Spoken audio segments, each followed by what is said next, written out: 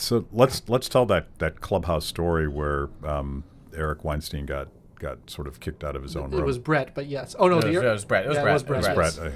I know they look alike. I get these guys confused.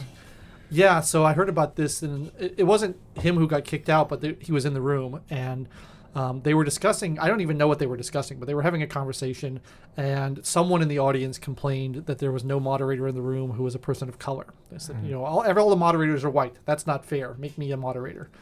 And so the host foolishly caved to this demand and made her a moderator, and then she immediately staged a coup and started kicking everybody out of the moderator chairs, because apparently if you're a moderator, all moderators have equal power on Clubhouse.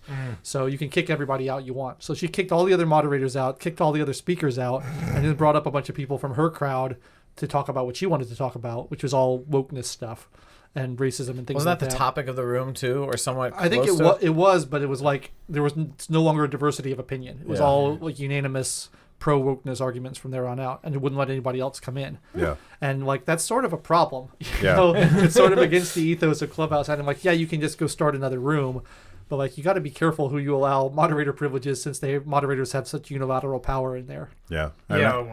I think they'll probably fix that, because Clubhouse seems to be wanting to avoid that sort of tribalism that you get in the other things. But we did, Mike and I were on a Club Liberty conversation early on, and I invited this Marxist up. I didn't make him a moderator for that reason, because I didn't know how it would go. And we really wanted to have a conversation with he was, I'm calling him a woke Marxist, because when I asked him questions, he just regurgitated these robotic talking points. You see that so often. And I'm like, I don't know how to engage you, because you're not listening or hearing or considering anything. Right. So it was frustrating, but I still think that there's an opportunity to get people from different perspectives and sort of hash stuff out. But I do definitely don't make them moderators. People need to be open to it too, though. Like if you're just regurgitating, it doesn't really. Yeah, I do like it that you're actually forced to confront someone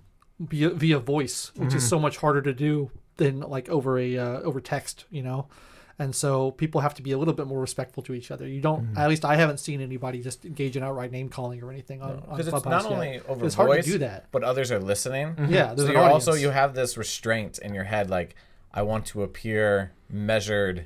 Yeah. Or you're worried about what everyone else is thinking of you, which is actually, I think, a healthy restraint. Sure. If it was just definitely. Voice messages between two people, like a tweet, you could get pretty nasty. Yeah. But I think it's a healthy restraint. It's a balance, because part of the ethos is you can't record it, and you really can't go on there as a reporter and sort of gotcha somebody for something they said. So like you have to put your name and face on there, and it has to be a conversation. But conversely, you're allowed to say dumb things, because the promise supposedly is that you're not going to read about this on MSNBC about some crazy ass thing you said. It reminds me of the conversation about like stand-up comedy now, whereas comedians used to go to these little tiny clubs in the middle of nowhere and work out their routine and figure out what works and what doesn't, and play it to crowds, and nobody ever heard these things except for the 10 people who happened to be in the room at the time. And now everybody's recording everything, and so they don't have that luxury anymore. They can't like work things out on the road, because someone's going to take a video of it and say gotcha and post it to the internet, and their career is going to be ruined.